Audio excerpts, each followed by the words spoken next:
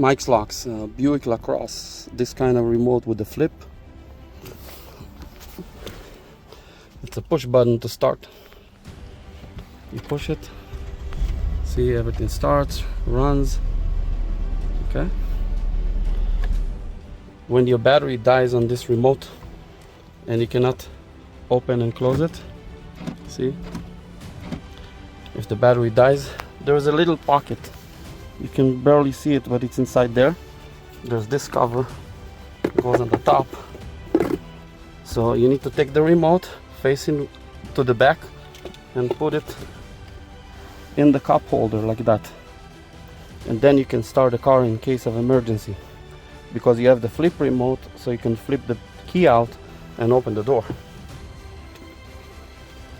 If you need a remote like this in the high desert, please call us today at Mike's Locks at 760-766-0117.